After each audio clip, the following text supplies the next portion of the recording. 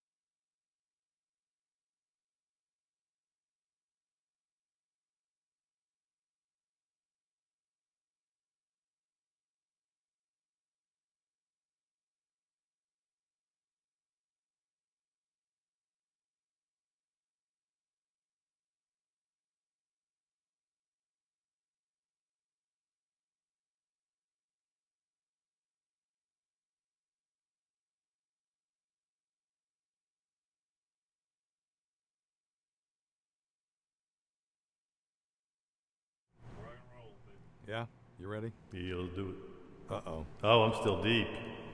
Hello. Hello. Hello, hello, hello. Hello. I'll leave the other air conditioner on like it's going to do any good. I told you I got those guys out here to look at this, right? Yeah, but you didn't give me a final Well, verdict. we haven't got the proposal yet, but they're going to put a vent right over our heads, and we'll be able to run it while we're here. So we could put an insulating door right there. Oh, cool. And then, they said you won't be able to hear it. So Right. we'll, by God, see. We'll have to get a special diffuser so you know what. You have proper airflow and all that stuff, so it doesn't make noise. That's cool. I saw another little one I was going to ask you. It says here, please use keyframe frequency of 4 seconds or less. Currently, keyframes are not being sent often enough. So we got Sean in the house, Tuck Like Hick, Johnny Longfeather, and Genergy. That's Jenny McKinney. Oh, is that who that is? Yeah. Oh, my God.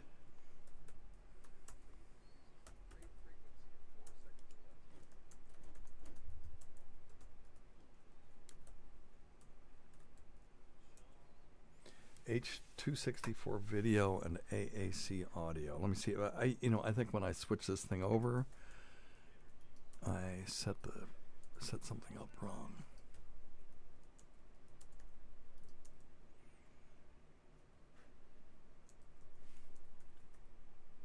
H.264, that's what it is. AAC audio. Where in the hell do I send that?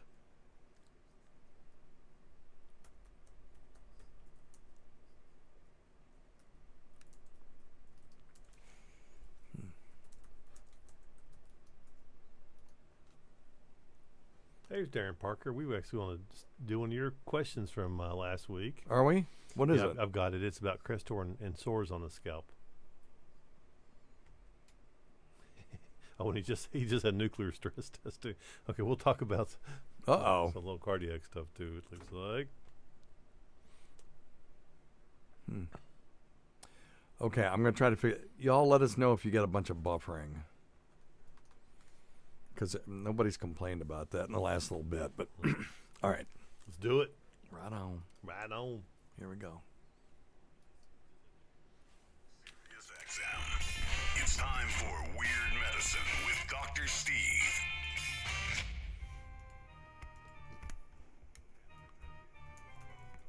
I've got diphtheria crushing my esophagus.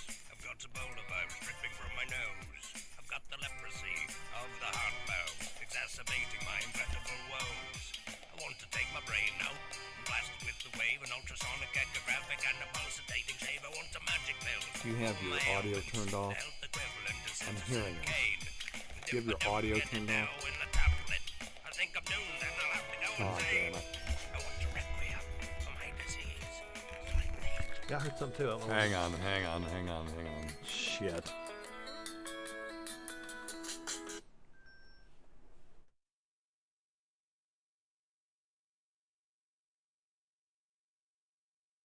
Spam again. Okay, never mind. Ugh. Okay, let's try that again.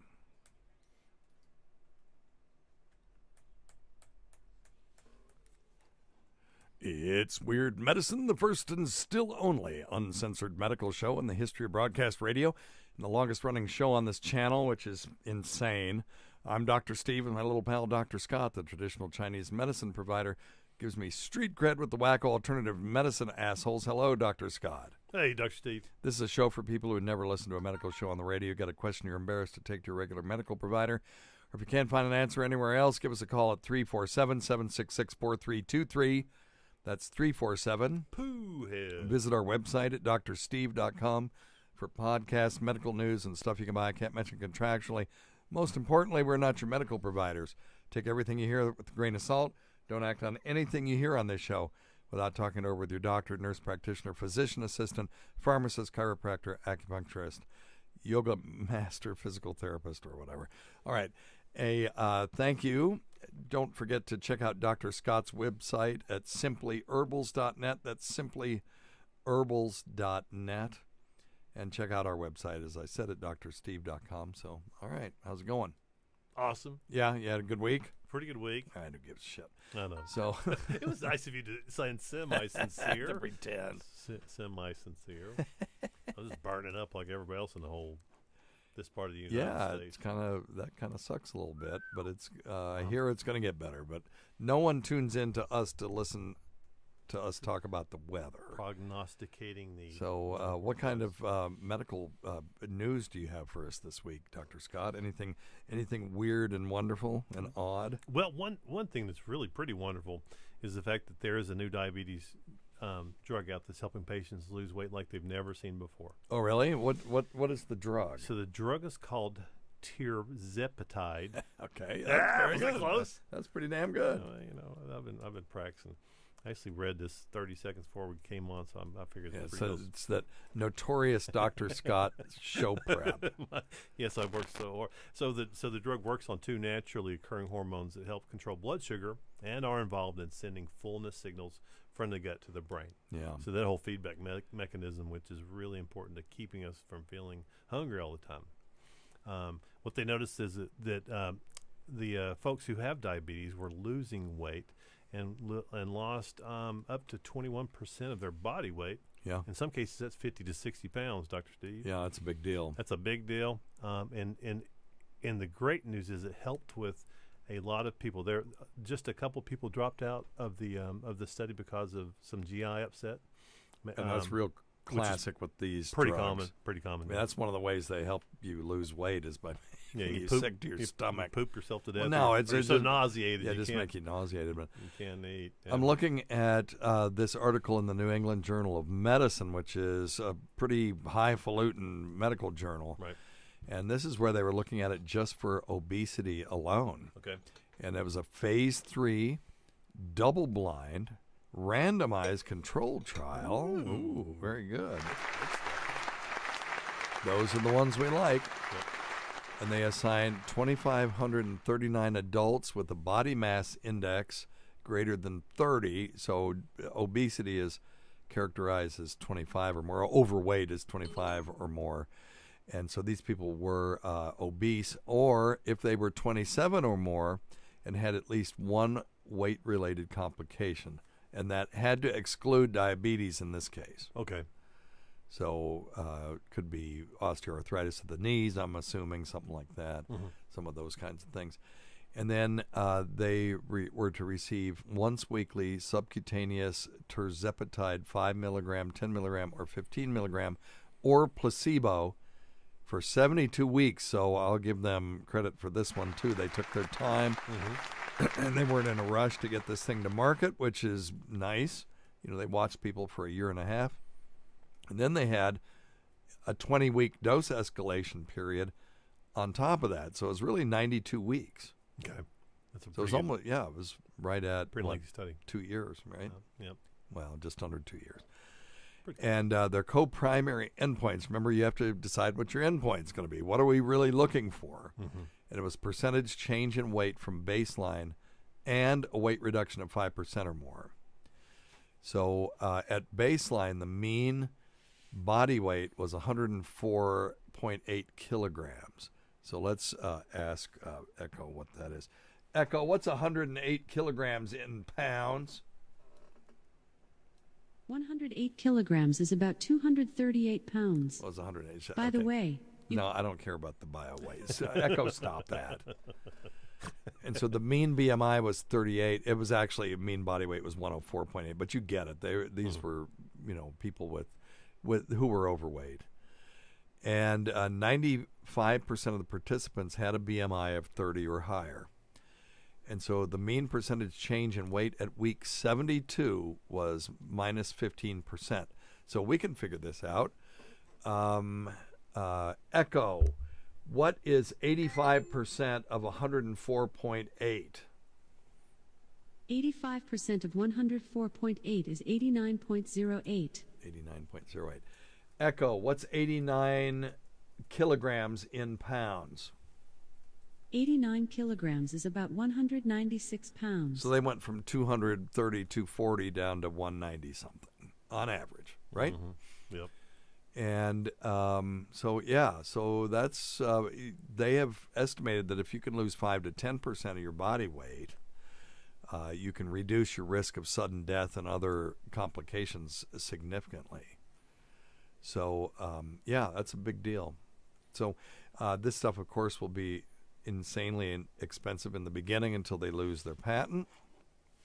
But I got to tell you, I don't know how much it costs to do one person for 2 months and have all the different centers. I mean, this isn't just done in one office. This is done in offices all over the place. They got to pay everybody, got to pay the nursing staff, the laboratories that do the blood work, everybody. I mean, these things cost a lot of money to run. About $100 million, I think, is what it is to get a new drug to market. Just this one? Going through all the I thought some of them were like $1 billion. Well, so. I'm sure.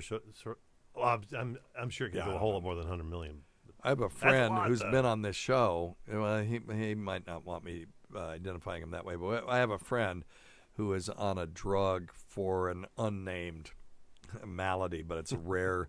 It's an orphan drug, and he had to do 6 shots, and each one of them are something like $800,000 a shot. Insurance paid for it, and I'm sure they discounted the shit out of them. But if you were paying cash, that's how much it would be. Yeah, well, they were saying these drugs, they're kind of ballparking early estimates $1,000 a month for these. Yeah, so that's a lot for 12 months. If you're going to do it for these people, did it for 18 months. So you're talking 18 grand to lose enough weight to really improve your outcomes. And if your insurance pays for it particularly, that's probably a pretty good deal if you've tried everything else. Yes.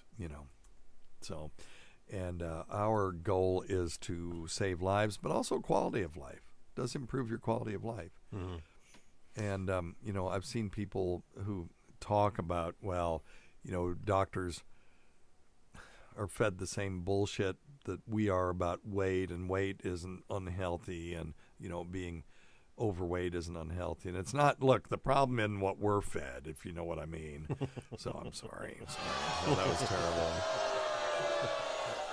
terrible. But it is indisputable that if you are overweight and you get a wasting illness like cancer, that your odds of living longer are higher. There's no question about that. But overweight also contributes to disease states significantly, including malignancies, including diabetes, which then leads to heart attack and stroke and all of those things. So the risk-benefit analysis is still better to manage your weight and get it down before you get ill, rather than going, well, once I'm overweight, I might as well stay this way because because I have less likelihood, or I have a improved survival if I get cancer.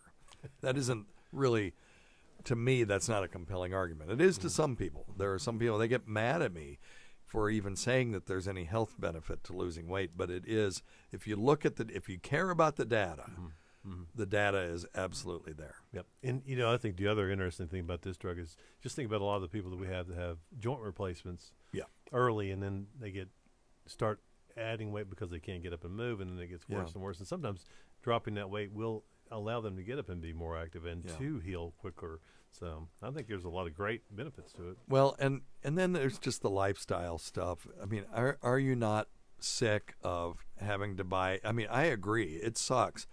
You have to buy 2 seats for an airplane, or you can't ride rides. I mean, I broke my heart. There were 2 people in front of me at Tennessee Tornado at Dollywood, and they couldn't get the lap thing. I know, it was awful, and they had to get up, and they were, you know what? It would have been not so bad if they'd been in the back. They were in the very front 2 seats. So every single person in line and everybody sitting in the ride, saw this. And I felt horrible for them. But I'm sure they felt worse about it. Yeah. And then there's the whole Dollywood thing that I love to tell, that I've told a couple of times on this show, that there is a sign at Dolly's Splash Country that's the double, and I shouldn't laugh, that the double tubes are for an adult and a small child, not to exceed 500 pounds total. Now, if you have to make a sign for that, an adult and a small child, and combined weight is more than 500 pounds, they had a problem. Yeah. Something happened on that ride for them to make that sign. Yeah. And so anyway, if you get kicked out, that's something. Yeah, that's good. It's a lifestyle issue. It is. Anyway, all right. So Terhubadant, Tirzepatide. God, now you got me doing it. I said it pretty. Tirzepatide. That was pretty quick. Oh, look who's here. Hey, the boss. Here's the boss of all bosses. Hello. How are you? I'll turn your mic on as soon as you flip that switch. So Tacey's here, everybody, and she has been, and nobody cares about our kid or anything. I think it's on. Yeah, it's on. It's hot. Nobody cares about our kids' excellent grades or any of that stuff, but he is now searching for an apartment because he's not getting along with his roommates, and that is.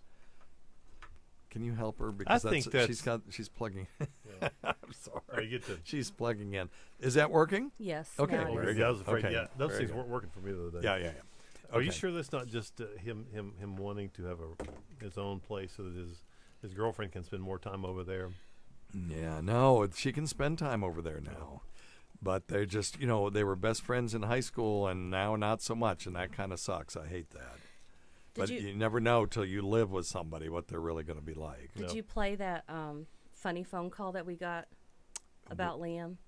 Oh no, I don't know where that is, but somebody I may have cut it off, but it was somebody called and just asked if Liam found his wallet, and because Tacey and I think that was a Patreon show, and Liam called and said he couldn't find his wallet, so Tacey left to go find it. Were you here? Yeah. Scott? Oh, Okay, yeah. no, Yeah. it wasn't a I Patreon. hope so, yeah. Anyway, so somebody called, left a question, and at the end they said, did Liam ever find his wallet? The answer is yes. He found it, and it was right in front of his nose the whole time.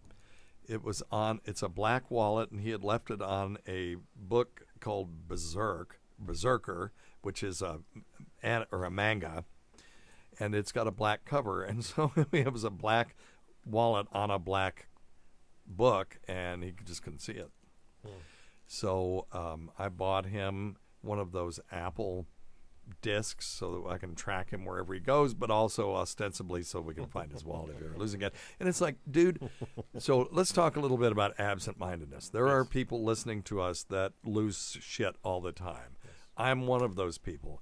I have figured out a way to compensate for that, and that is by developing strict habits about certain things. So one thing, and Tacey, and I'm going to tell the story about what happened this weekend that shows why this is an imperfect system. But I know my wallet is in my right front pocket, and my watch is on my arm, obviously. My phone is in my pocket, and also my key. So those are my three things. And the only two places that my wallet ever is in my pocket or on my nightstand. The only place, okay? Same for my phone. It's either in my pocket or on my nightstand. That way, if it's not in my pocket, I know it's effing on my nightstand, okay? And I've been telling Liam, wallet, nightstand, and then, I left it in my car.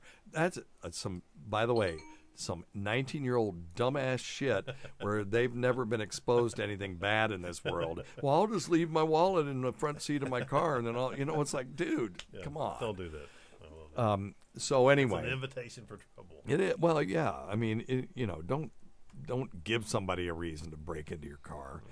But so I've developed this. So this is the key: is you have to develop these habits, because you're always, for absent-minded people, you're going, well, I'm going to put my keys right here, and I'll remember where I put them, and then you don't, and then they're in some godforsaken place. Right.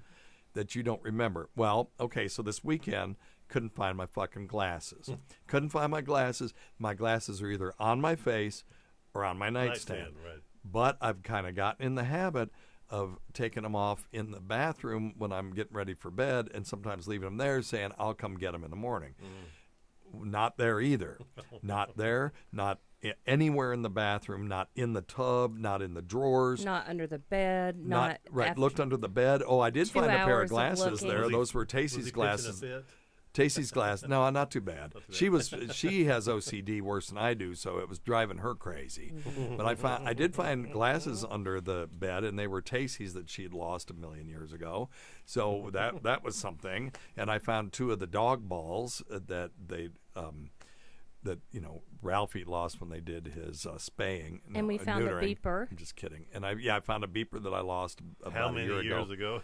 So anyway, but couldn't find my fucking glasses. Couldn't find them, and I just said, whatever, they'll turn up. I know they have to be here. They were in my pants pocket with my keys. Oh, jeez. Which I never go into my pants pocket for my keys because my car has one of those proximity locks. Yeah. Why the hell? You should cram your glasses in your I cram. Scratch them up. I was getting ready. I put my wallet in my front pants pocket. I put my phone in my back pants pocket. I put my keys and my glasses in my left pants pocket like a dumbass. And we looked everywhere, and then it was like, stupid asshole. So I came downstairs. Of course, I had to cop to it because it was funny because it's so dumb. So these things don't always work, but they work better than not doing that. So if you're absent-minded, you've got to develop those sort of proximity things. And then be checking all the time. I'm always telling the boys, when you go from the car to the restaurant, do your inventory. Wallet, keys, phone. When you go in, and then you sit down, and then when you get up, wallet, keys, phone, and then when you get back to the house, wallet, keys, phone, until you go to bed that night. And if you'll develop that habit, you'll lose these things a lot less than you normally do. That's a real common thing, is for people to be particularly in this day and age, the things that, and you think, oh gosh, I've got dementia. No, that's not a sign of a dementia exactly. It is a sign of anxiety, stress, a lot of stuff on your plate. Yeah. And those things, those intrusive thoughts will bust in and destroy your short-term memory, the scratch pad memory, and then you just have completely forgotten where you put something. All right? Just remember, the opposite of forgetfulness Is what? presence. So being present, you forget less. Oh, I know another one. The opposite of forgetfulness is? I forget. I forgot. Okay. That's hilarious. All right. Yeah, I'm going to say Scott ruined that one. All right. I can take it. All right. We had a question in the waiting room. So when we are referring to the waiting room, what we're talking about is a small group of people who, because we're on at the same time when Anthony has Gavin on. There are a lot of people who watch that instead. And I don't blame them because they know they can hear this later. But if you want to hang out with us, we're on YouTube. Just go to our YouTube channel. Follow us on Twitter or our subreddit or YouTube. I said YouTube or Facebook, and I'll put out a notification, and then you can come in and check it out. And so we have people in the waiting room. So I see Amanda Swan and Darren Parker and Sean Pedrick and other people like that. They're just hanging out. And I'm not going to do like Stuttering John and sit here for 20 minutes and list everybody that's in the chat room. But you can hang out and then you can ask questions, and Scott usually picks them up. And one of the people, was it Sean that was asking about viral meningitis? Oh, didn't see that. Okay, well, anyway, one of the people in the chat room had a child or, a family member who was a child who had viral meningitis. Now, viral meningitis obviously is meningitis. That's inflammation of the lining of the central nervous system. Those things are called meninges. And it's a very common form of meningitis. If I had to choose between viral and bacterial, I'll take viral because in adults, for the most part, it causes a chronic headache. Okay. And most people get better on their own without treatment. Now, non-polio enteroviruses are the most common causes of viral meningitis in the United States.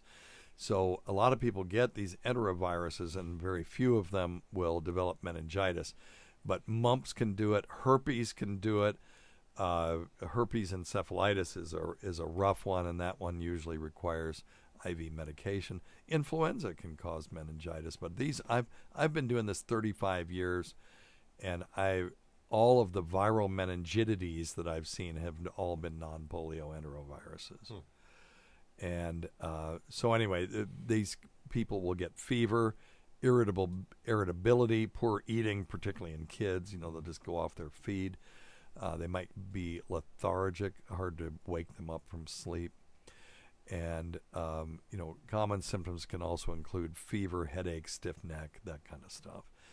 And so they'll diagnose this by doing lab tests, and sometimes they'll get a stool sample. Other times they have to do a lumbar puncture, which is where they stick a needle in your back and get some cerebrospinal fluid and look at it under the microscope.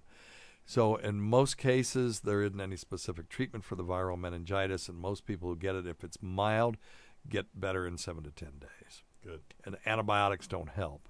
No. So there you go. So that's that, and hopefully the kid follows the normal course, has a real mild syndrome, and just gets better quickly. All right? Good. All right. You got anything else over there? Yeah, well, Darren Parker was asking last week and tied it into this week. I guess he started having maybe some cardiac concerns. Okay. He started taking Crestor. He was prescribed Crestor, started having some sores on his scalp. Well, Crestor is rosuvastatin. That Okay. is a statin, Dr. Scott's favorite. Yes. All right. They anyway, we'll skip past that part. But he was asking really a two-part question. He was asking if if we've ever heard of anyone that has scalp Yep. ulcerations or sores. Absolutely. Yeah, with Crestor. Statins are known. Because a bunch of terrible stuff. Oh, whatever. Statins are known to cause Keeps my triglycerides under control. eczema. Well, that's by God, that's proof. anecdotal evidence there, Taste. That's right. Eczema. It can cause a cutaneous version or form of lupus, even. Yeah, which is not good. Porphyria cutanea tarda, which we've talked about on this show before. It's often associated with liver disease. Bullous dermatosis. Bullous dermatoses are dermatoses, pathology of the skin that cause blistering. So you can get big sort of fluid-filled blisters. They can also cause phototoxicity. In other words, people, all of a sudden, they're on a statin. They're really sensitive to sunlight. Lifeline has got to stop calling me. Hang on a second. Let's No. just take this call. No. Hello? Yeah, that's what I thought. Well, so Okay, so so photosensitive. those people will go out, and all of a sudden, God, I just go outside, and now I get Burn. sunburn Yeah, all the real time. quickly up. Well, there's a second part to this story. Yeah. So he So was, yes, that is a possibility, Very and it is possible. unusual. A lot of providers will miss that for a day or two. They're used to hearing about muscle aches and Right. pains, Neuropathies. and that kind of stuff. Yeah. Yeah. He was talking about. So I guess he took maybe he's not on right now. He's I guess traveling, but he said that he decided I guess to go get a calcium score of his heart. Okay, The excellent. number of scores were elevated, and he went because, and we're going to give him credit for this, in memory of GVAC. He went to Yes, have his very good. calcium, so Thank thank you very much for doing that. And Let's talk about the calcium score just for a second. yeah, sure. It's just a test that they do with a CT scanner that is done between cycles. It literally takes 30 seconds to do. When I did my last one, they said, hold your breath. And then by the time I let my breath out, they're like, okay, you're done. That's Yeah, I like, remember really? that. I remember you did, yeah. And what it does is it looks at some imaging of the heart and the blood vessels in and around the heart, and then it calculates this thing called a calcium score. And it gives you sort of an idea. It's not a perfect test, but it's a good screening test Sure. to see if you need something further done. Yep. So I guess because of his calcium score, they sent him straight over for a stress test. Oh, so what was his score? Well, he didn't say, and like I said, he's on the road, so. Okay. But he must have called in and said to ask you about high altitudes and suicide rates. Did you get an email? I or a don't know. phone Let's call? do one thing at a time, Yeah. though. Let's talk about the calcium Yeah. score. So they sent him straight over, and then what? Well, and then he dropped off. He's going on a road trip, so we'll have to find out. So he never had. Wait. Oh, he's gone. Yeah. He's Oh, gone now. for Yeah. fuck's sake. Hey, Okay, I'm with you. I'm Okay. just the messenger. So a score of 0 means that they don't see any calcium in the heart. And then a score of 100 to 300 means moderate plaque is there. Plaques are just places where calcium and other, fibrous tissue are building up in the heart or the coronary arteries. And that is associated with a relatively high risk over the next 3 to 5 years. And then a score of greater than 300 is a sign of very high to severe disease, and they would send somebody over. Right on. So that probably is what happened, and I would love to know what if he's driving around. I'm assuming that his stress test was okay, Yes, one would assume so.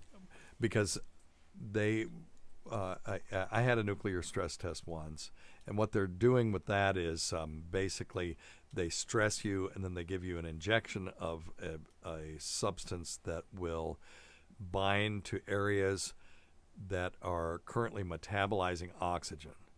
And then and it's also radioactive, so they'll put you in front of a scanner. So if you have a blocked coronary artery, obviously that part of the heart muscle is not using oxygen, and it won't bind to that. It'll show up Gotcha. as a hole or a dark spot. Dark spot. So anyway, Well, cool. there is so on to the second part of his question that he's not able to listen to. There is one study that shows a positive relationship between average state altitude and suicide rate, but correlation is not causation. Right. So Utah, the average geographic altitude is 6,000 feet. Rate of suicide is 70% higher than average. But remember, those are relative numbers. The absolute risk, we could calculate that. Matter of fact, put that down for next time, Scott. Gotcha. We will calculate the absolute risk of suicide when you're moving from, say, what's the lowest altitude? Be like what, Arizona, maybe? From there to Utah. Yeah, South and then you're Florida. going to see, well, true. Okay, Yeah. right. Yeah, It's low, at yeah. sea level. Yeah. So, but I think there's some parts like Death Valley's below sea level, right? Yeah. So we'll look at that, and then we'll calculate the absolute risk, and you're going to see that absolute risk is pretty small. All right? Yeah. Maybe we'll do it on the podcast this week. We'll see. All right, what else you got? That it? That'll be about all. From there. Now you had some other another- articles that you wanted to talk Yeah, about. another article, and you've actually, I'm not sure where you got this, but it's about the changes to the brain Okay. following an injury. Okay. What kind So of injury? TBI, so a head injury. Okay. So what they're saying is every year in the United States, nearly 2 million Americans sustain traumatic brain Sure. injuries, or TBI, and survivors can live with lifelong physical, cognitive, and emotional disabilities. And currently there are no great treatments. Yeah. Right. And we've all treated those and Yeah. and done our best to work with those. But they've known for many, many years that the brain tries to recruit and make new connections. Yep. And what they've found now is they may have a way Uh-oh. to actually using some it's a weird process called iDisco. Excuse me. iDisco? Yeah, I don't know. Just that's whatever the anagram is. Donna Summer? It's what it sounds like. But actually, being able to maybe How transplant. do you spell it? It's small I disco, capital DISCO. Okay. iDisco. Yeah. Of course, you're probably going to pronounce it like No, It it is looks like iDisco. For trauma, for TBI? yeah. But that's Okay. that's the imaging that they're using. So Okay. As Yeah. far as being these are labeling that's it. for creating maps. right, and that's how they determine where these brain cells are communicating. Yeah. So they're hoping that they can use this mapping to either put in some new some gene therapy. Yeah. Like like they're doing with say the CRISPR, where they're modifying the genes, but they're hoping that they can actually create new pathways to reverse some of these TBI injuries. Wow. Which would be okay. incredible Well, that to would think be about. interesting. This is one of the immune system, which we're getting a handle on, and the neurologic system is a frontier of science that's still yet to be fully explored. We have no idea what makes consciousness. No. Do you know, Tace? Exactly. Retirement See- makes consciousness. You think so? Pretty sure that has something to do with it. Yeah, so they use this process called iDisco, which uses solvents to make biological samples transparent. This process leaves behind a fully intact brain that can be illuminated with lasers and imaged in 3D with specialized microscopes. So I'm assuming they're doing this on people who are no longer with us.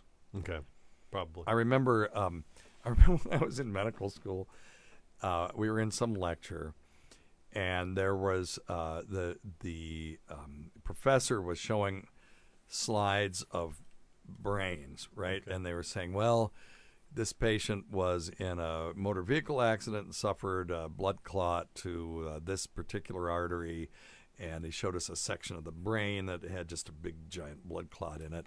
And some knucklehead in my class raised their hand in all seriousness and said, so what happened to the patient? Because we're taught to, you have to be empathetic, and that's not a wrong thing. I mean, it's the right thing. Sure. But this person was trying to show, who cares about all this? What happened to the patient? The professor just said, well, usually when you see sections of brains, you can assume that the patient didn't make it. So anyway, I'm assuming in this case, goodness. they're putting solvents in these brains and making them completely transparent and then probing them with lasers that these people have deceased. Yeah, but what a really interesting thing I was reading about this, Dr. Steve, was that in a lot of these TBIs, what the problem is, inhibition Yeah. is lower, and certainly you'll see that even after TBIs, after someone's had maybe a surgery to their brain for a tumor. Yeah. It changes their personality, and they lose some of these inhibitions. So, what part of their research is actually to neutralize. Have you ever heard of Phineas Gage? I have, but I can't tell you why. Okay, go ahead, finish, and I'll tell you his story in a Yeah, second. but it's really incredible. So what they're actually trying to do with some of their cell therapy is to disinhibit these inhibitory neurons. Interesting. So they're not allowed. Interesting. Yeah, it was kind of cool. I didn't get all the way down through there, but I thought that's really That incredible. is interesting Because because that's you the think, oh, problem. someone's lost their inhibition, but Oh, to yeah. disinhibit The- neurons would make them worse. But no, you're disinhibiting neurons that normally would inhibit Right. the brain. It's a double negative, and it makes everybody very confused. Yeah, isn't that crazy? Yeah, Phineas Gage was this railroad construction guy, and what happened was this iron rod was driven completely through his head, Okay. and it destroyed his left frontal lobe. So that would be, obviously the left side of his brain in the front, and it caused all kinds of weird behavioral problems. And he's been a fixture in neurological research and just sort of the history of neurology forever. But he survived. Wow. It's so crazy that this guy survived this injury. And I'm just looking here. Let me see if I can see the kinds of things that happened to him. I said a tamping iron landed. It landed point first, 80 feet away. If that tells you how powerful this injury was. It bounced. Yeah. Well, I mean, no, it went through his head, and it landed 80 feet away. Holy moly! So I guess they were blasting or something, and they had this tamping rod in the, or maybe they were tamping this the charge down into the ground, Maybe, yeah. and then it exploded and went just right through his brain. And that just. yeah, he had all kinds of strange behaviors after that. One thing that, if you're interested, a really good book on these kinds of things is The Man Who Mistook His Wife for a Hat. Okay. That's a great book about weird neurologic injuries and stuff. And another one, I think written by the same guy, was one called Mind of a Mnemonist, and it's M-N-E, a mnemonist. And it was this guy that had this crazy malady that he could not forget anything. He was incapable of forgetting anything, and they would give him lists of 100 things, and then years later they would come back and ask him what was on that list, and he could name them. One time he made a mistake, and the mistake was that he forgot candy cane on this list. And when they said, "Why did you miss that one?" he said, "Well," and he thought about it for a second, and he said, "Okay, I see why I missed that.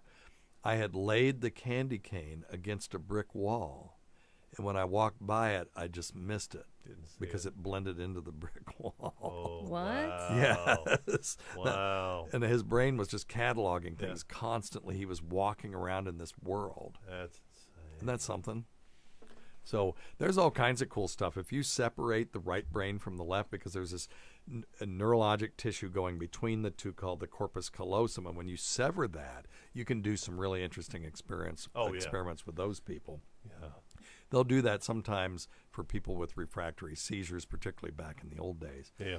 And in those cases, you could show something to the right side of the brain. Let's say you show a bunch of pictures. And one of them is a horse, and there's a way that you can just show it to the right side of the brain. Sure, you can just do that through the partition. eyes. Right. Partition. And the person would be able to pick it out of a lineup, but would not be able to say what Couldn't it say was what- that they saw. But they what can they point saw. to the word Yes. horse on. Or they on a could piece point of to the paper. picture. Yeah. Yeah, I saw a similar It's thing. nuts. Yeah, I think we may have discussed this years ago, but it's very similar. A corpus callosum had been severed on this one gal, and she was showing how when she'd go into her closet, and she knew that she wanted to wear a red dress. Yeah. But if she went up with her left hand, it wouldn't pick a red dress no matter how hard 'Cause it she didn't tried. want to. It didn't want to. So it'd pick like that orange dress or the yellow dress and pull out. But her right hand or whatever would actually be able Yeah. to go and pick out the Because the that's dress. well, that's Just wild. bizarre. Isn't that yeah, because crazy? They're two sides of her fighting. brain, Yeah, they were yeah. fighting. it. There's two distinct things in there, Yeah. and they Totally right side, they totally left side. cooperate. Yep. But the left brain is where speech and all that, and most people, 99% of people, the left brain will be where speech and sort of that sort of executive processing is. But the right brain has very important functions, but it's mute. And if you Yeah, it doesn't, in other words, you can't say things. well, the right brain can't speak, but it has very important functions. So if you try to draw a face and you're not an artist and you haven't learned to look with the right side of the brain, the left side of your brain will go, well, I know what a nose looks like. It's a circle with two little holes in it. Yep. That's not what a nose looks like. The left brain is all about symbols and stuff. The right brain is about the shapes, but you have to shut up the left brain because it always thinks it knows better. So a really cool trick is to take a photograph of somebody and set it in front of you and draw from it with the picture right side up. And just draw and do the best you can. Try to draw what they and then take that drawing and set it aside, turn it over so you can't look at it after you're done. Now flip the picture of the person upside down. So now it is upside down to you, and now draw it again, drawing it from that upside down perspective. And when you're done, look at both of the pictures, and the one that you did with the left side of your brain, which is when it was right side up, is going to look like a 2-year-old did it, unless you're an artist. If you're an artist, this doesn't work. Yeah. But if you're a normal person that's a non-artist type person, that second picture will look much more realistic. And it's astounding, the difference, just with that one little test. So you can see the difference between right and left brain. And the right brain tends to be able to see the shapes, but you have to shut the left brain up, and the left brain can't understand an upside-down picture very well. Isn't that cool? That's pretty awesome. Fucking brains. Yeah, that's cool. Brains are awesome. All right. That's why zombies like to eat them. That's right. Hey, we've got one from Talk Like Trying to get knowledge. if you want it. Yeah, what is it? So Talk Like Hick to you. She has the female question of the week. Okay. Drum roll, please. Okay. Oh, sorry. Antiperspirants and deodorants for the vagina and Okay, Taste, you better ass take this and one. ass. So, what is up with that? Do you think they're good or they're bad? Well, I don't know. I mean, the science behind it, but I've used Lumi. Oh, Lumi, what is that? It's a See, now you're like- talking some. This is Tasty's got a chick IQ of 120. You know, so- and we're like, huh? So is this like a refresher it's or no, it's not an antiperspirant. okay? Oh, It's Boo. it's a deodorant. Smells weird when you put it on, but it does work. Yeah. Shut up. It does work. when you say work, you mean it makes you not Stinks. smell? Okay. Yeah, I mean it's I want something that's not going to make me sweat. All of a sudden, I've started sweat. I've got flop sweat like crazy. I've never had this problem before, and I thought I was incontinent. It's like, am I pissing in my pants? I would only tell this story because I've discovered that I am not incontinent. Right. I did a test where I took gauze and toilet paper, wadded it up, and put it on the end of my male membership, and then came back after I felt like I had pissed my pants, and there was no urine there. It's just sweat. well, but see, women are different. No, I know. So- I didn't know. I thought Oh she was just my Oh, god! you're in trouble now, sorry, buddy. sorry. I just You better tighten up. Okay, She's gonna sorry. kick your ass. And I like how it's a question for a woman, but then you go ahead and turn it around. No. into a I was man. just talking He about answers me. it. Yes, uh-huh. That's all. How does it Oh, affect for him? fuck's Yeah. sake! No, I'm empathizing with women. Go ahead. So I think the Lumi is good. I really do like it. Yeah. But it's not. It doesn't have an antiperspirant in it. Yeah. So, but you know, if you spend all day out and you've had a couple of kids, I mean, by the end of the day, it can get stanky. kind of stinky down there. So, I've never noticed taste. That's what I'm going to say. okay, thank you. Bed of roses, buddy. Bed Yep. of roses. That's, Yep. what, And I did that's read what I would assume. one time on Facebook. They were talking about this very subject, and one person wrote, "It's a vagina. It's not supposed to smell like flowers." right. So- I'm fine with that. Yeah. It shouldn't smell like, 10-day-old rotten fish either. I mean, well, there's a spectrum there, Yeah, there's a spectrum. right? Somewhere in between, So I would between say- the two, somewhere in the middle. And I don't know if I've said this or not, but it does smell a little weird when you put it on, but that smell goes away. So Yeah. I would recommend that And it product. says it's baking soda free and aluminum free. We are not, they're not a sponsor of the show. No, and so Yet, also, yet. Steve, there are a lot of women that believe, and I don't know where I'm at on this, in the natural deodorants because that aluminum can cause cancer in the breast. I and so have they heard don't- that, but I don't know. They if don't I've- want to use the antiperspirant. They're concerned about it. Yes, Yeah, I so understand. And that's fair.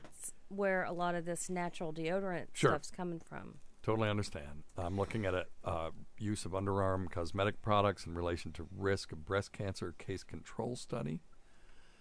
And what this found was use of underarm. They're saying UCP. Let me see how they're.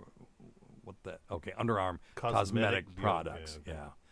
Was significantly associated with risk of breast cancer, but the P was 0.036. So it wasn't, 0.05 is where we say, well, 1 in 20. So it was less than 0.05, but it's not strongly associated. And so I understand where people, if they are concerned about this and that they look at these kinds of studies that they made, that was from 2017, that people would be, hey, no, I don't want to do aluminum. Now, let me tell you what the American Cancer Society says about it. That cancer-causing substances and antiperspirants are absorbed through razor nicks from underarm shaving.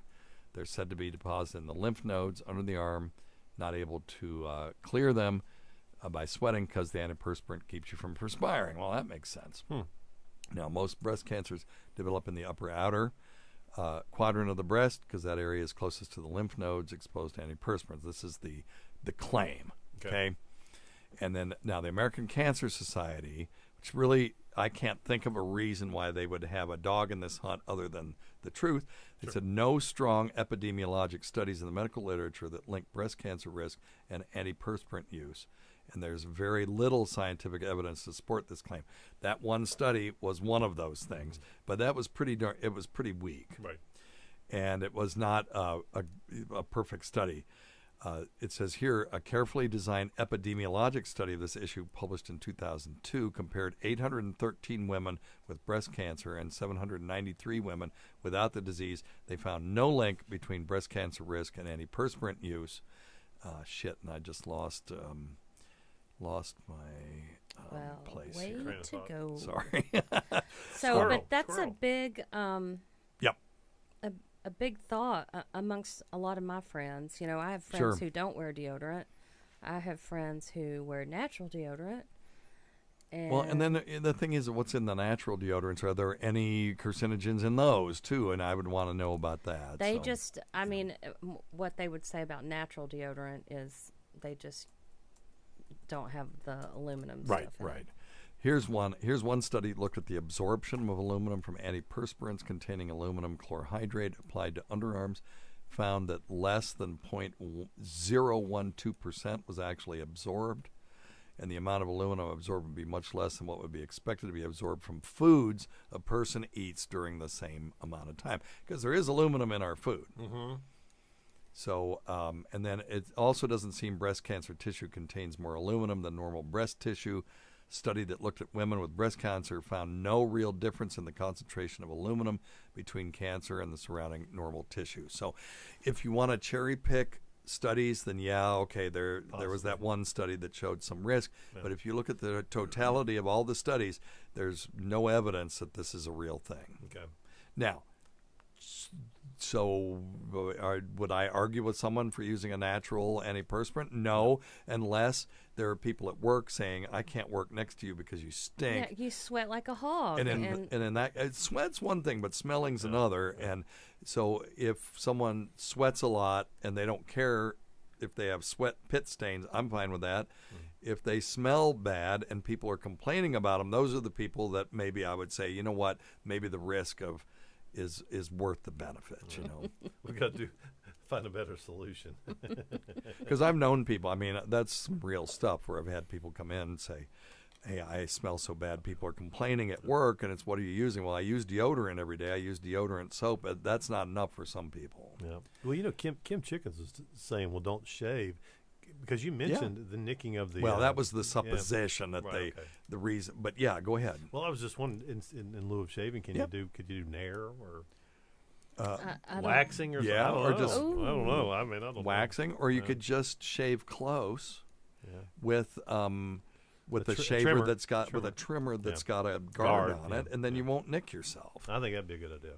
I'm not grossed out by little hair in a bit. woman. And, you know, if it's hanging out down to their their abdomen, that's kind of gross. That's a little But different. that's it gross in just- a dude. It kind of makes things stinky. Yeah, yeah. It does. Understood. Yep. So there you go. Well, thanks. Wow, was Fuck it good? What else you got? That's about all I've got for now. Oh, those are good. Okay. we- Thanks to our wonderful. Let's do this one about a deviated septum. How about that? Oh, cool. Yeah. Okay. Oh, here we go. Yeah, My here we God. Hey, Doc, it's Zach Oh, from there we go. Oklahoma. I hope you and Dr. Scott are doing well. Thanks, man. Oh, and yeah. I wasn't oh my godding about you. I was because I was afraid that the player wasn't going to play. Got a question for the both of you. Maybe one of you can help me out. All my life, I've had horrible sinuses. I have a bad problem with allergies. I have a deviated septum, which doesn't help. I get bad sinus infections. Ever since I was in high school, I've always used Flonase. Okay, that won't. We're running out of time. That won't help. A deviated septum. A deviated septum is a medical problem. Tacey had it. Yes. She had it so bad she had a thing called a concha bullosa. Had to have it removed. And did you notice any difference? I can afterward? drive. I feel like I can drive a Mack truck up into my nostril. It will, if you get a good ENT surgeon, they know what they're doing, and you've had these problems your whole life, getting it fixed will Make change your life. all the difference. And I mean, I didn't know that I wasn't breathing. Right. Right. Yeah. You don't know how bad it is until you get it fixed. And I got a free nose job. Yeah, because of and it. yeah, if you got a goofy looking nose, sometimes they can fix it while they're there and just call it medically necessary. Well, thanks everyone. We'll see you on the podcast side. We'll see you on Patreon. Check out our Patreon at patreon.com/weirdmedicine. Until next time, check your stupid nuts for lumps, quit smoking, get off your asses, and get some exercise. We'll see you in 1 week for the next edition of Weird Medicine. Thanks, Tace. Thanks, Scott. Thank Thank you, you. buddy. All right. Okie doke. Well, we got the Patreon plug in there. Yeah, for the lack of Patreon shows.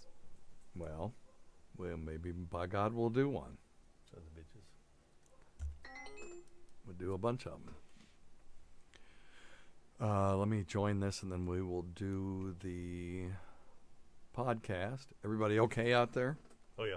Oh, I had the camera on you the whole time for the last 20 minutes, Tace. Sorry. You and Scott. And nobody needs to see me. I have my fancy shirt on today. Aw. Oh yeah. And nobody got to see it? No, they were seeing him. They were seeing you too, but not me. Well, I did get some spandex. These things are getting yucky. So I was thinking, what would you think if I had like spandex, short, long sleeve shirts under this, like black, shiny? You think that's cool? I mean, I think, why don't you buy one and see? I did. That's what I did. Yeah. They're down there, Because so I'll model could it either for be you. cool or really not. I've seen cool. other people wearing them. If it'll wick away nastiness, then it'll be good. Hold on. Okay. What am I? Oh, What's up? okay. Okay. We'll be right back.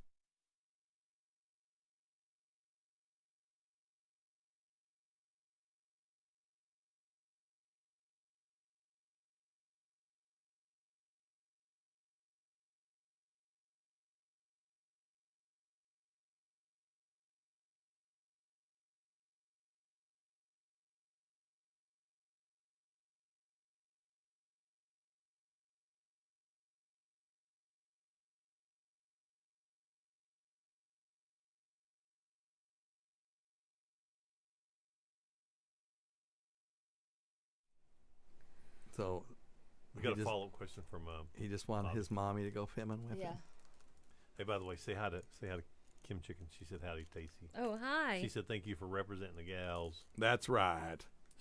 Giving me hell, Steve Right, asshole. that's right. Fucking Somebody man. asked a woman's question, and he's like, "Well, I thought I was."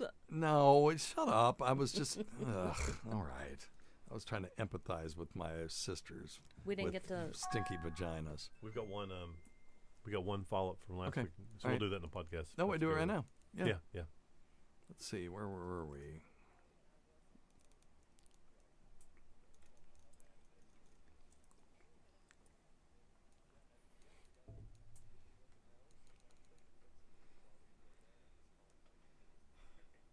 Okay, we'll end it there.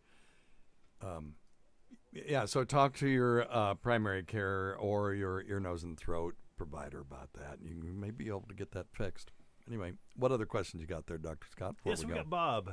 Old Bobo. He was asking Bobo. about old Bobo. Actually, technically it's Bob M, but you know, he was saying that last week we were talking about scoliosis, Okay. and he says he's 38 years old. He's got some scoliosis. One of his legs is about an inch shorter than the other. Okay. It doesn't bother me now, but I want to make sure it's not going to get worse. Yeah. well, Okay. Well, Okay, I well- don't know why you made that noise. well, but Well, is everybody like that? no, no, not not to an where it's inch. clinically Not- relevant. So, not an inch. does he, Bob? Do you know the degree of scoliosis that you have? Because there are different degrees. Yeah, And which- mine got worse. Mhm. But what do you think, Dr. Scott? What are you going to say? Well, I was 'Cause gonna you're s- the person that deals the with this number stuff. one thing I would say is a lot of stretching, a lot of back stretches, hamstring stretches, core strengthening, etc. Trying to keep the pelvis as balanced as you can. Try to keep that leg length discrepancy from getting too much worse, Yeah. because it just goes right up the chain from your ankle to your knee to your hip. And what about To your pelvis. shoe inserts? If their one leg is shorter than the other. And certainly shoe inserts. We like to start small, an eighth of an inch first. Really? Because you don't want to go up too quickly, because Yeah. that can really throw off the hip and the back. And so I think shoe inserts are certainly good, but the key is going to be just a really great stretching exercise plan to try to slow the progression. Yeah. Yeah. Tacey is right, though, about, and let me give you one of these, Tace. Give yourself a bill.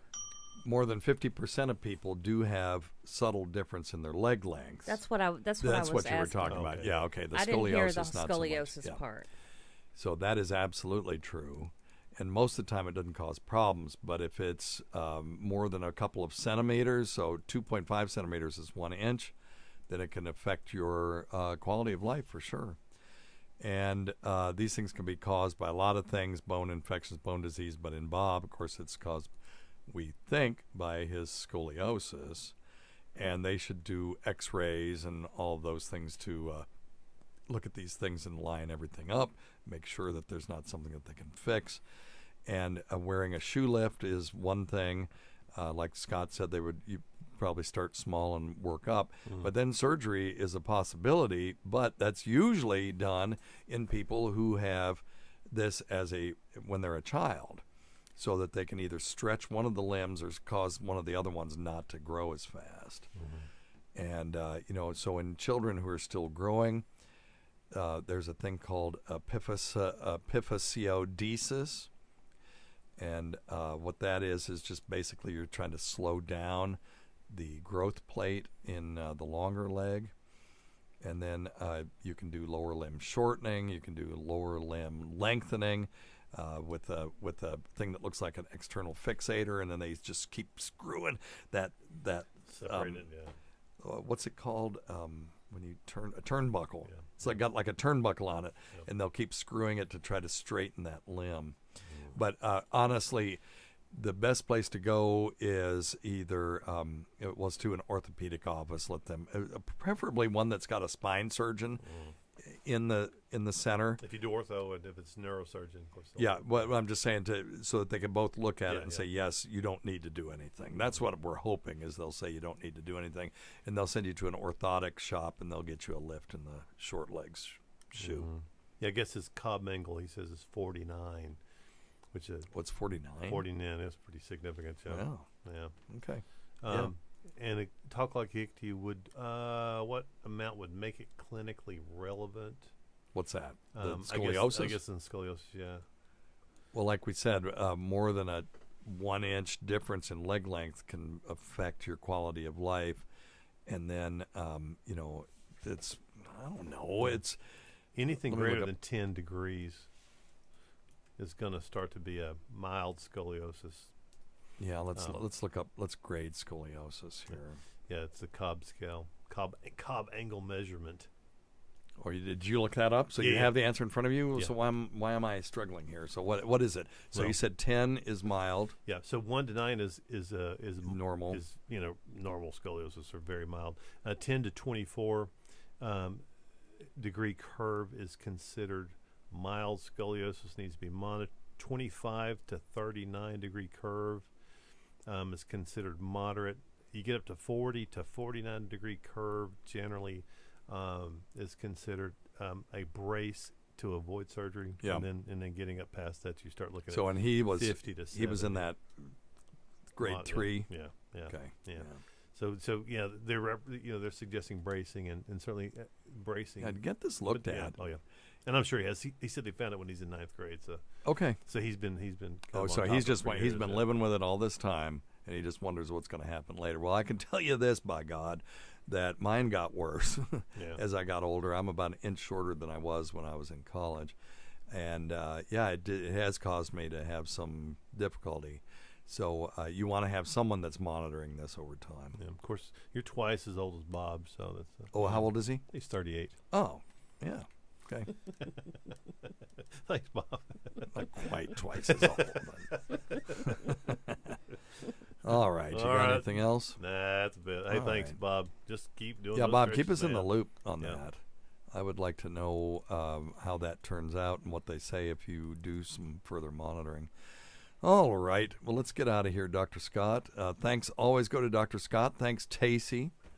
We can't forget Thank you. Rob Sprance, Bob Kelly, Greg Hughes, Anthony Cumia, Jim Norton, Travis Teff, That Gould Girl, Lewis Johnson, Paul Ovcharsky, Chowdy 1008, Howdy Gooplunk, Eric Nagel, the Port Charlotte Whore, the Saratoga Skank, the Florida Floozy, the St. Pete Barkeep Blower, the Dolly Museum Diddler, the Ballet Bimbo, the girl with the genetic half-sister no one knows about, Percy Dumb, Roland Campos, sister of Chris, Sam Roberts, she who owns pigs and snakes, Pat Duffy, Bill the Cop, Keith the Cop, Dennis Falcone, Matt Kleinschmidt, Dale Dudley, Holly from the Gulf, Christopher Walken's voice double, guitarist Steve Tucci, the great Rob Bartlett, Adam Goldstein, Cargirl Vic, thank you for your service, Cardiff Electric, Casey the Soil Scientist, Carl of the Talipes Equinovarus Carls, producer Chris, the subreddit news chick, a.k.a. Oh my That Broad, God, it's like the whole Crows show. and the Bukkake Queen, Jenny Jingles, the inimitable, Terrible.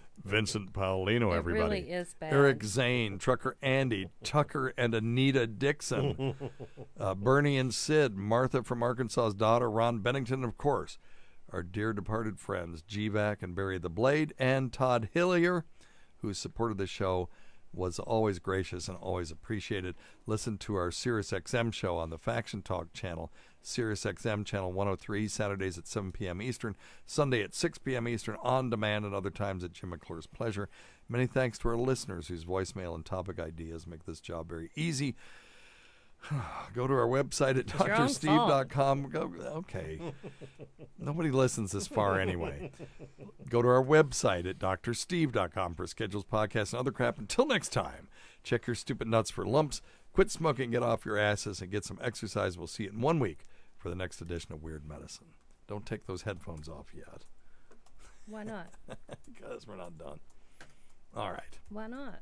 Because we got to do the intro. Oh. And then we got to do Patreon. No, I told Weepie 15 minutes. Okay, all right.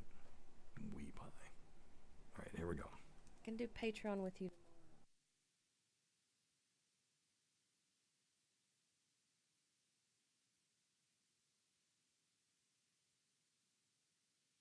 What do you call a pig who tells jokes?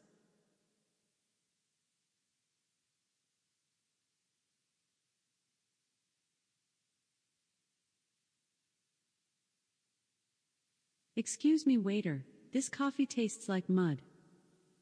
Yes, sir. It's fresh ground.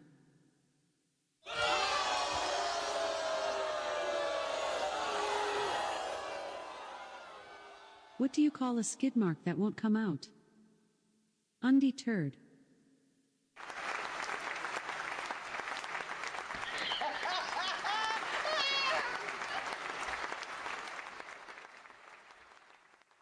Did you hear about the dirty Easter egg hunt?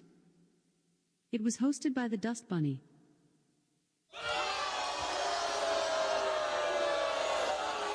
If you just read the bio for Dr. Steve, host of Weird Medicine on Sirius XM 103 and made popular by two really comedy shows, Opie and Anthony and Ron and Fez, you would have thought that this guy was a bit of, a clown. Why can't you give me the respect that I'm entitled to?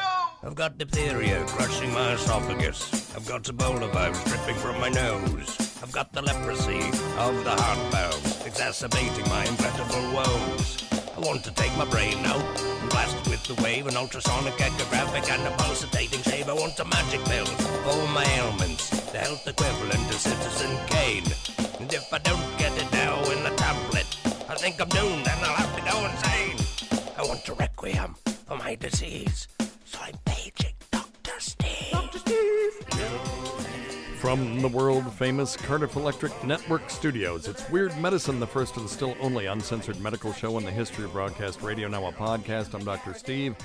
My little pal, Dr. Scott, the traditional Chinese medical practitioner who gives me street cred with the wacko alternative medicine ass hats. Hello, Dr. Scott. Hey, Dr. Steve. And Tacey, my partner in all things. Hello, Tacey. Hello. This is a show for people who would never listen to a medical show on the radio or the internet.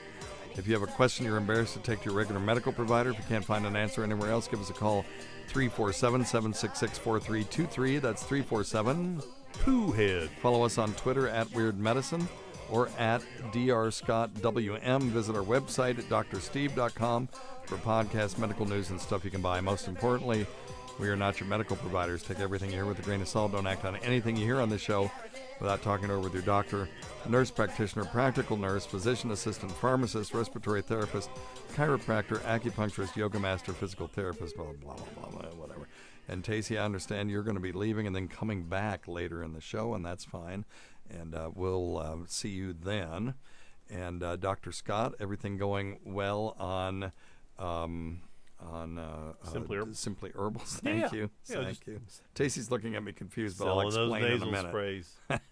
Lots of nasal sprays. Okay, yeah, check him out at simplyherbals.net and check out stuff.drsteve.com, stuff.drsteve.com for all of your Amazon needs, and patreon.com/weirdmedicine, where we do our Tacey and I do our Patreon over there, including the exam room where we have celebrities call in and ask us questions. And then I'm doing Cameo still, cameo.com/weirdmedicine for $8, something like that. I'll say fluid to your mama. So there you go.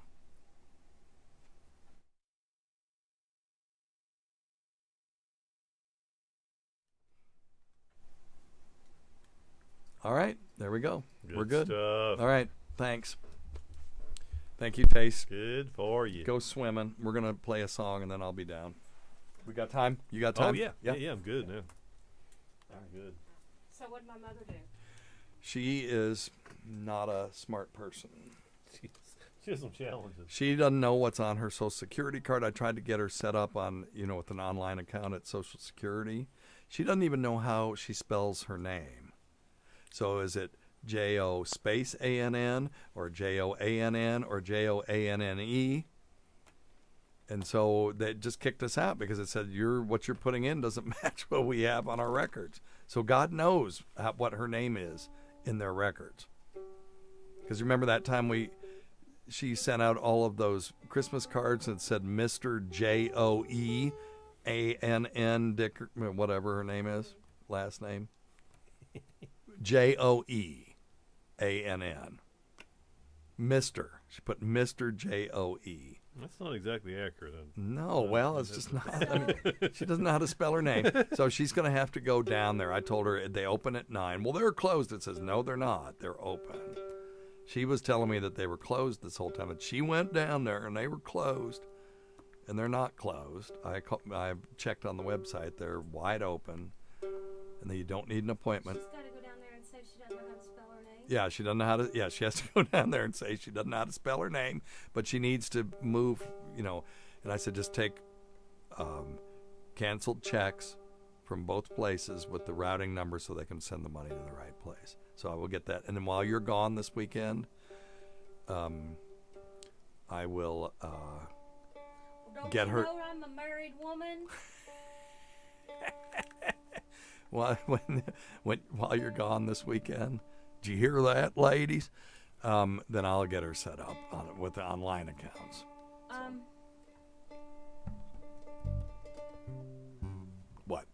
What? She's gonna bitch that I'm going out of town again. Oh, She'll that never was know. what you were saying. Yeah, no, she did. She said, she going to the beach again? I said, no, she's going somewhere with Jill. It's very important. Hey, yeah. You can go anytime you want. Taste, I anywhere did tell you wanna go. Jekyll, didn't I I? went to the bookstore, paid the bill off. Oh, no. $330. Yes, I know. Why did you do that? Well, because I didn't want them to owe money, and I took him down there. So No, I had it all worked I'll out. leave the receipt on the. Okay. I'm pretty close.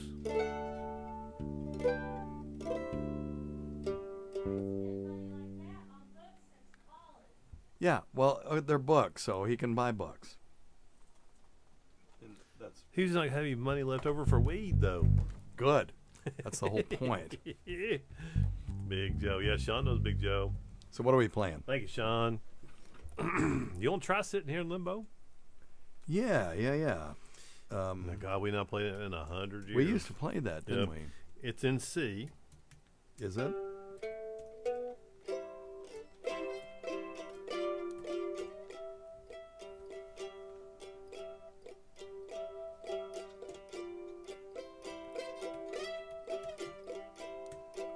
Well, that's a pretty good intro. Oh, nice.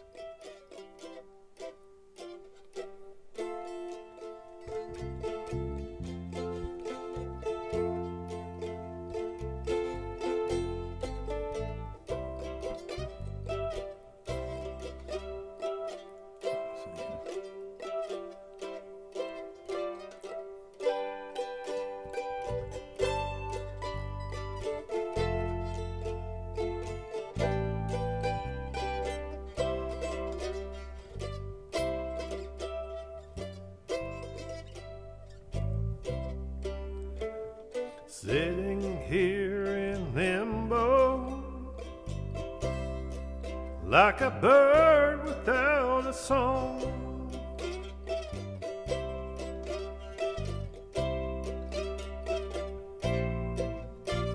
Sitting here in limbo,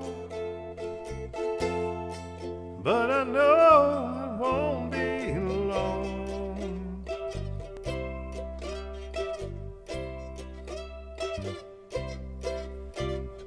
They're putting up resistance, and I know my fate will lead me on.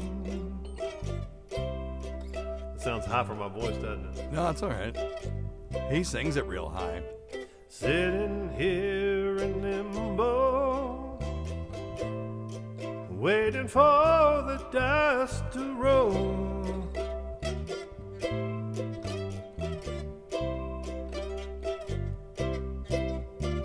Sitting here in limbo, and I've got some time to search my soul.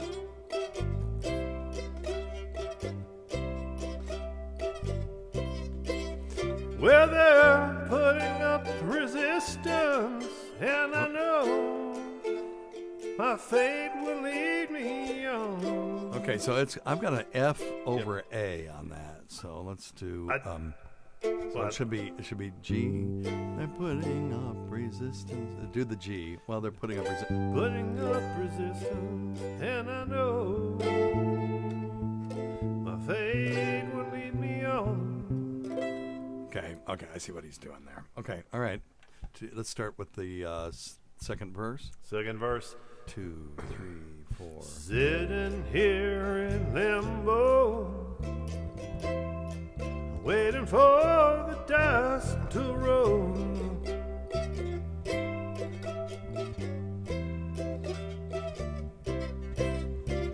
Sitting here in limbo, got some time to search my soul.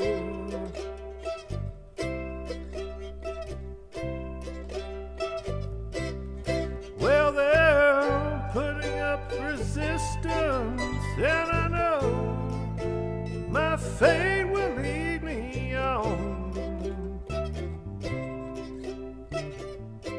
Going to the bridge. I don't know where life will take me, but I sure know where I've been. I don't know where life will lead me, but I sure know where I've been. Hey, try my love and friendship that will all soon end. This little boy's moving on. Sitting here in limbo, like a door the tide to flow.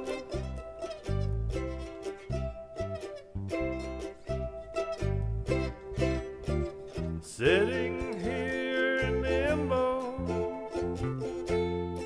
and I've got some time to search my soul.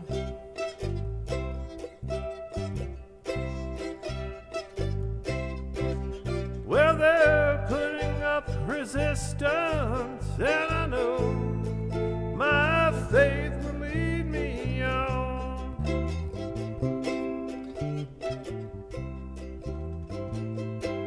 Ready for your noodle? No. Yeah, back to the bridge. I don't know what life will show me, but I sure know what I've seen. I can't say what life will lead me, but I know where I've been. Tried my hand in love and friendship that will all soon end. This little boy's moving on, sitting here in limbo, waiting for the tide to flow.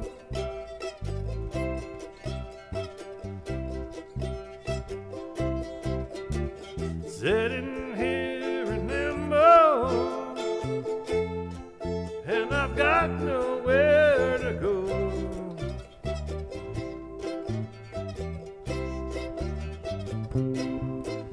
Well, they're putting up resistance, and I know my fate will lead me on.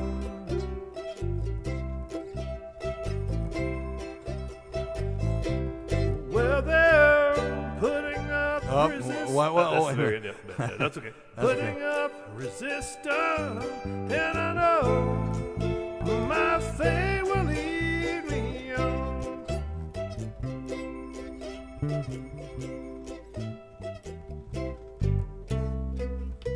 Oh, what now? No. We're not It's my turn. Nobody's taking That a was turn. supposed to be the. Sing and play. I can't do either one of them. No, you can sing pretty good. Well, I don't know if that's just too high. Well, I wonder if you relaxed your vocal cords a little bit and tried that. Yeah, just a little bit. Yeah, I was Yeah. just choking it off a lot. Sorry, guys. No. That's the first time we played this in 100 years. I don't remember ever playing it. Yeah, it's been a long time.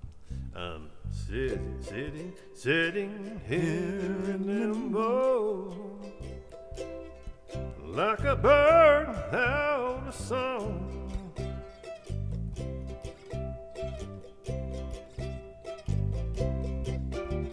Sitting here in limbo, but I know it won't be long.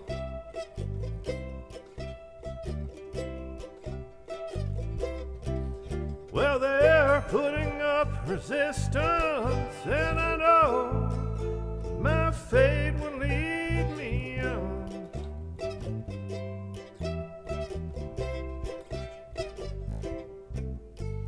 Sitting here in limbo, waiting for the dust to roll.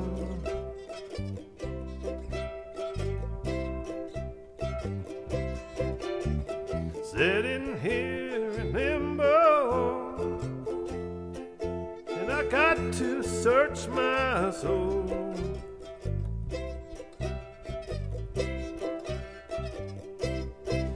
Well, they're putting up resistance, and I know my fate will lead me on.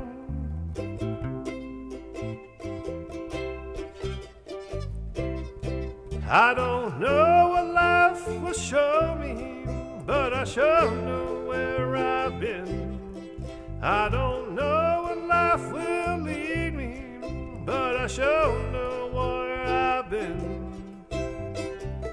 Tried my hand in love and friendship, that'll all soon end. This little boy's moving on. Sitting here in limbo,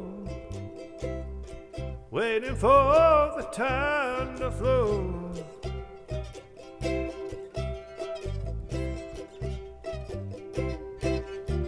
Sitting here in limbo, got some time to search my soul.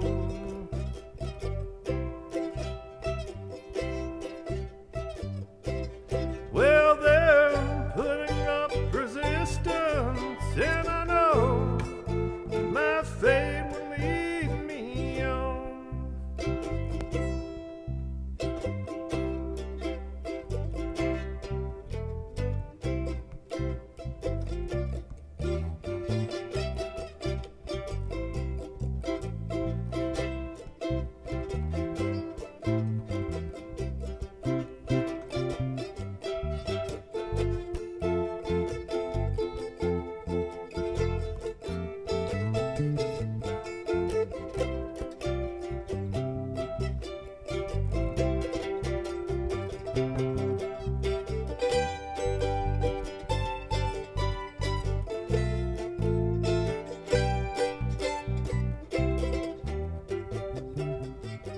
Back to F. I don't know what life will show me, but I sure know what I've seen. I ain't saying what life will lead me, but I know where I've been.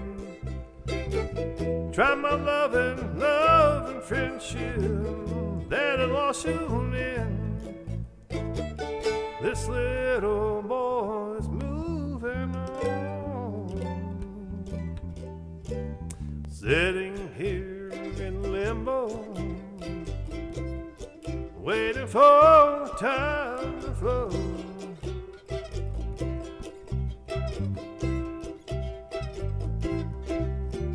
Sitting here in limbo, and I've got to go.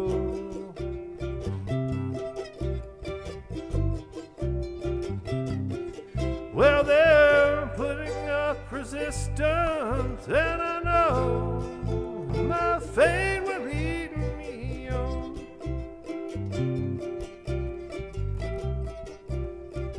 Well, they're putting up resistance, and I know my fate will lead me on.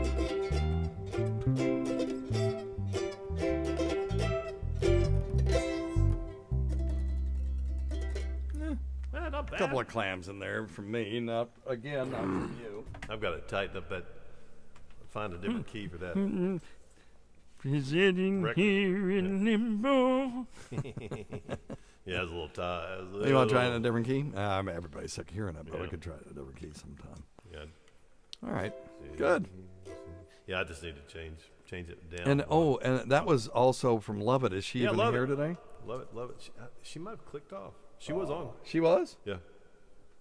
Love It was on. Well, okay, I'll send that to her.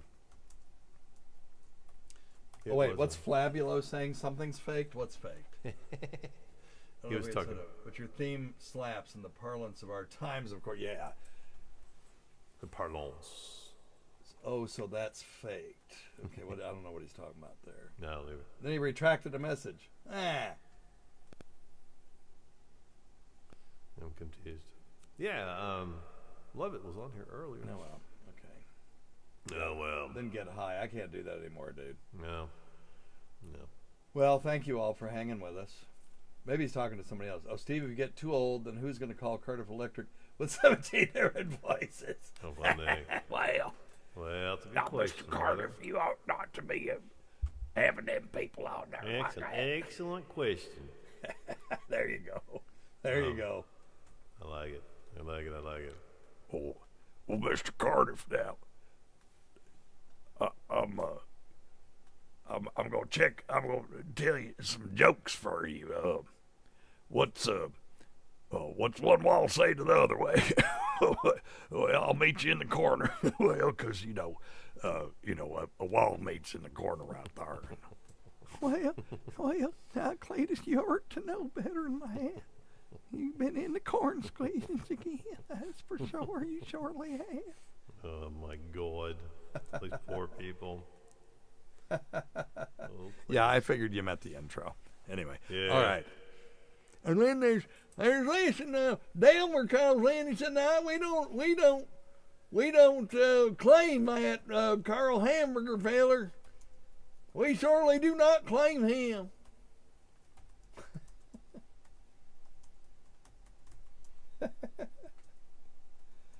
Well, Flabulo, whoever you are, you're all right in my book. Whoever Flabulo, it's certainly the best name around, Flabulo. My one of my screen names is Flacido Domingo. I like that one. That one's kind of clever there, Mr. Scott, if I do say so myself. I think it's pretty sweet. Pretty sweet, I must say. Yep. Hey, Sean, we're going to be drinking some corn squeezins in Rochester, September 17th. And the corn squeezins are on me, my brother. That's what I'm talking about. That's almost worth driving up there for that now. Yep. Just about.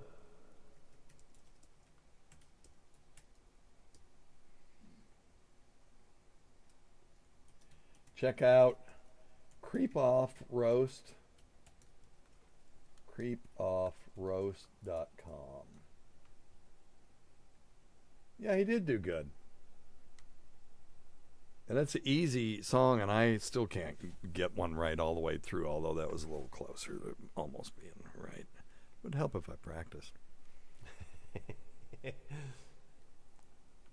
That's a good one. My gamer tag since I was much younger was Darth Scratchy. I always figured there have to be one Sith guy that they made fun of because he was just stupid. Darth Scratchy. All right. All right. Thank you all. Are we going to play? Are we playing another one? Is that what you're doing?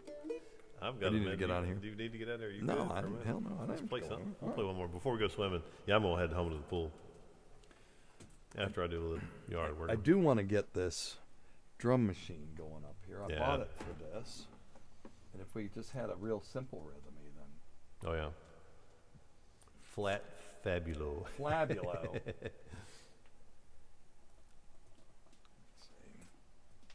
Gamer tag. That's cool. I haven't played with this thing enough to.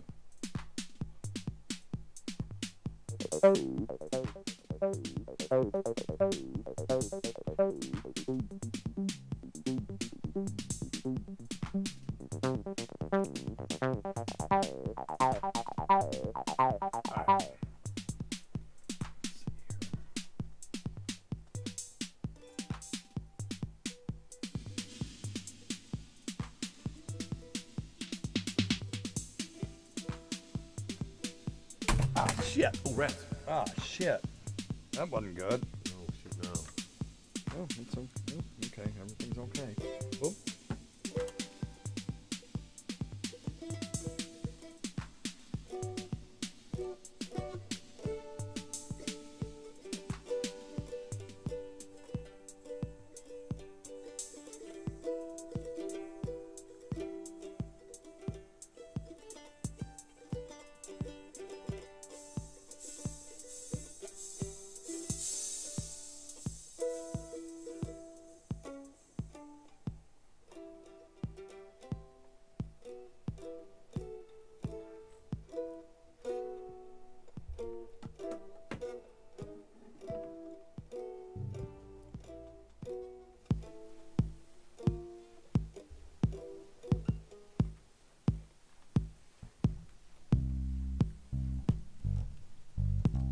sounds.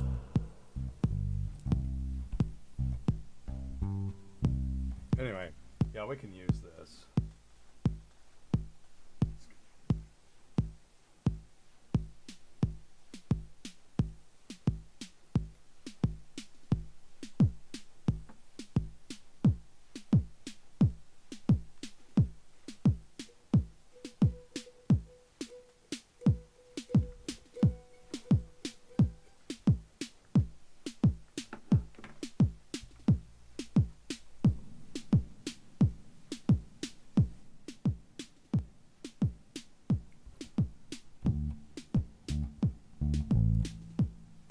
What could we play? I was looking for something that might go with that, actually. Yeah.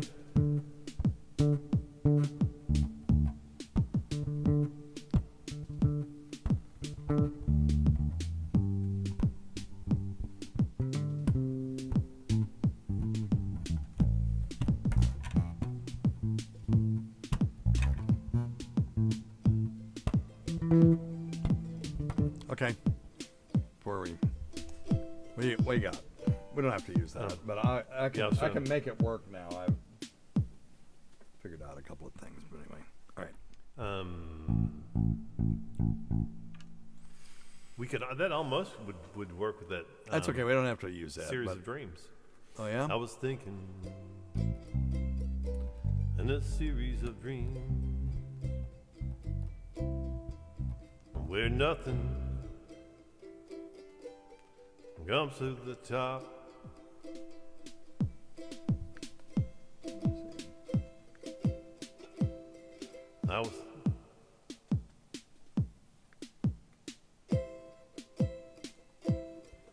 I was thinking in a series of dreams where nothing comes from the top. Everything stays down where it's wounded and comes to a permanent stop. Wasn't thinking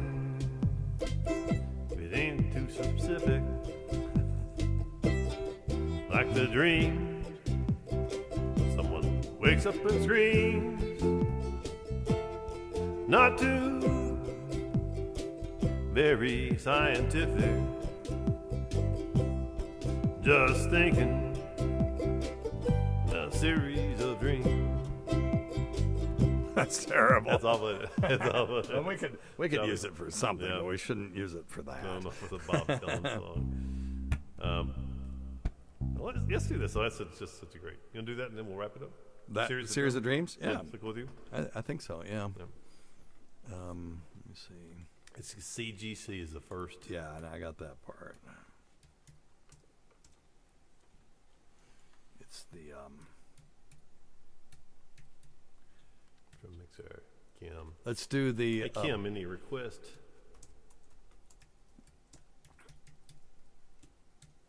We can butcher. well, Love It seems to figure out what we are good at, because hers are ours. Okay.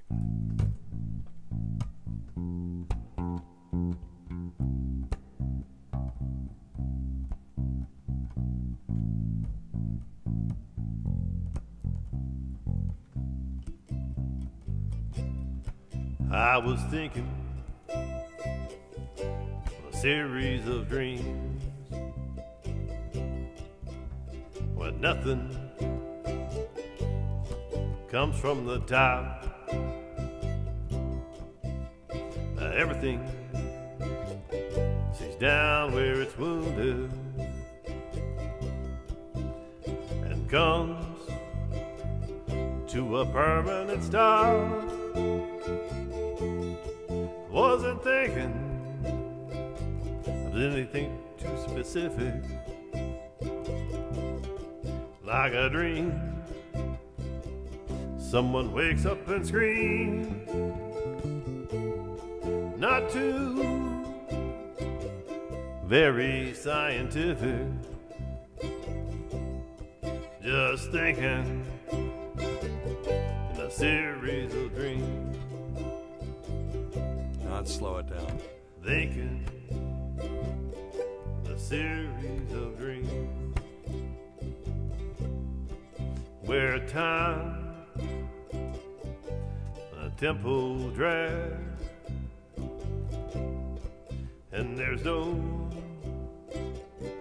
exit in any direction except for the one you can't see with your eyes. Wasn't making any great connection, wasn't falling for any intricate scene, nothing that would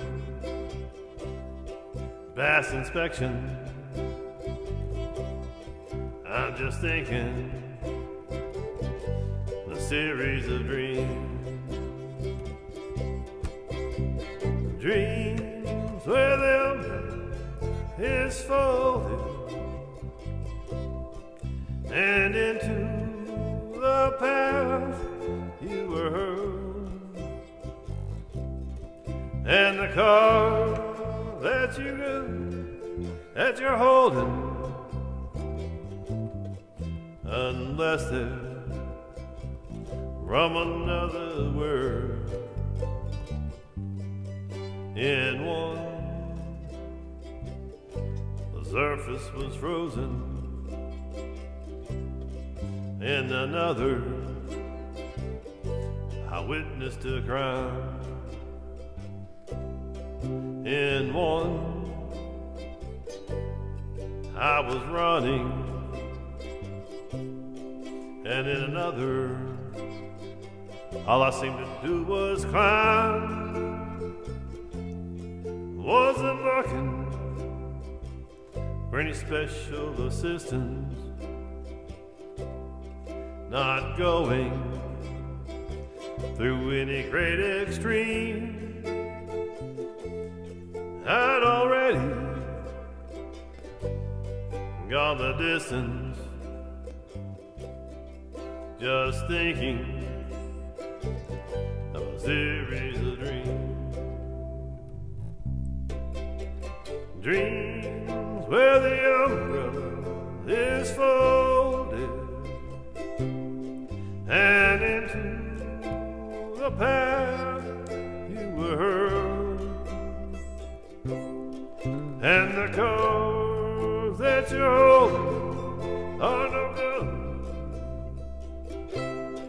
unless they're from another world.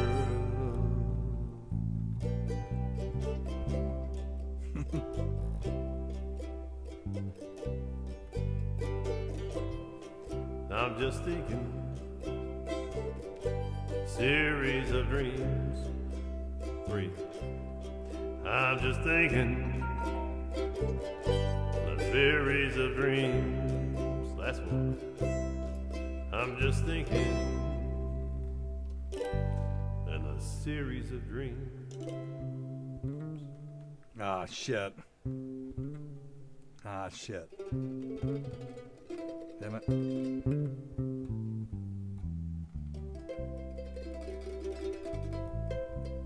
There you go.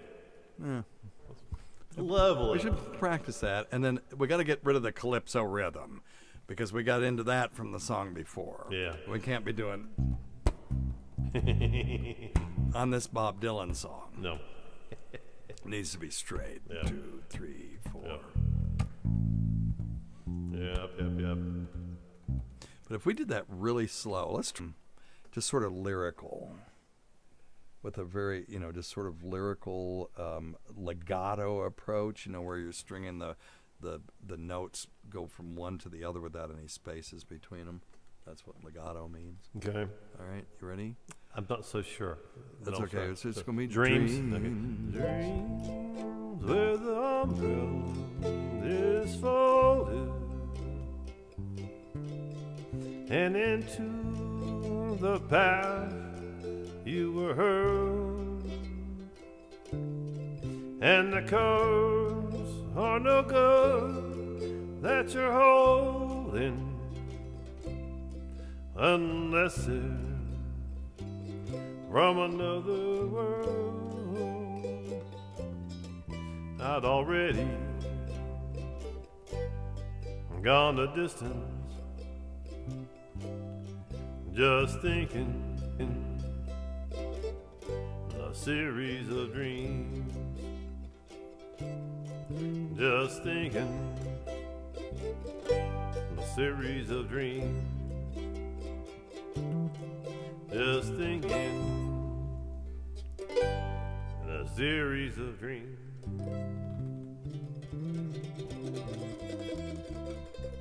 I think that's the way we need to do that song. Ooh, listen to that run. Dr. Scott's been practicing some scales there. That's how we need to do that song. Yep. Because that makes it sort of ours. Okay? Yeah. We can do it. So, what are you doing this weekend? Because Tacey's gone, so we should get up here and record. Yeah, that'd be good. We can do it. It's our last chance to do that for a while. All right? Maybe you and I can do a Patreon show together. I think open Saturday, maybe. Yeah? Yeah, we can do it Saturday. Yeah, okay. We'll do Patreon. Maybe we'll do a Patreon live stream. Sean, you're a good man. Sorry, Mick, you missed all the fun. It was a great show. Was it? I thought it was great. Tacey was here, made it great. Thank you, Kim. We'll get her dialed in. We'll try to come up with something new for next week. Oh, Despacito. That'd be a good one. I used to be able to play that on the guitar. Despacito. Yeah. I don't think I know that. Hang on. I want to do one by Sturgill Simpson next week. Hey, Kim, are you still there? If you are, check out Sturgill Simpson's. I don't know. I can only play a second of this or we'll get a copyright strike. There you go.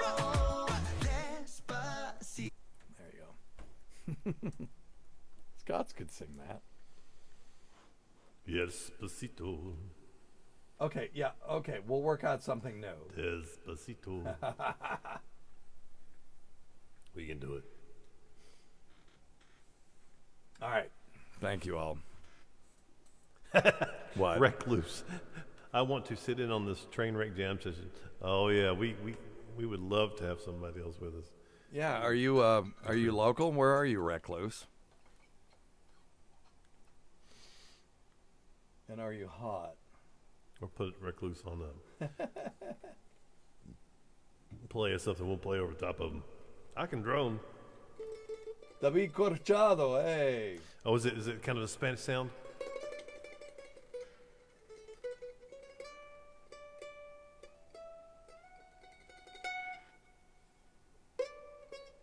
Okay. Really, update our Facebook page. What Facebook page?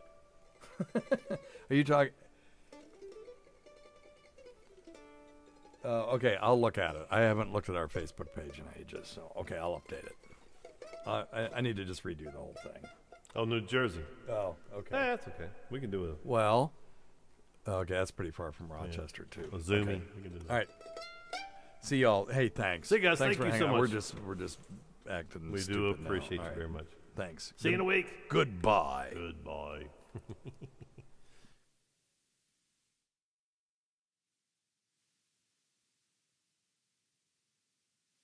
What was Baby Banana's first word?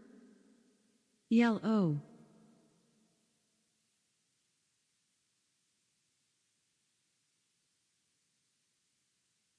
Why couldn't the basketball stay in a relationship? It was always on the rebound.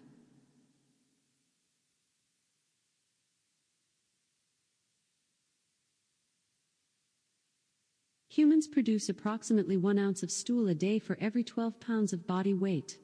For another fact, please say, tell me another fact. To quit, say, stop. Stool is 75% water. The other 25% is mostly dead bacteria, undigested fiber, and mucus. For another fact, please say, tell me another fact. To quit, say, stop. Dr. Steve Chipperson say the worst time to need a Heimlich maneuver is during a game of charades. For another fact, please say, tell me another fact. To quit, say, stop.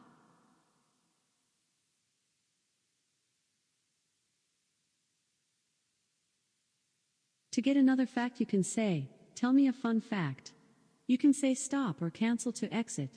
For more instructions, you can also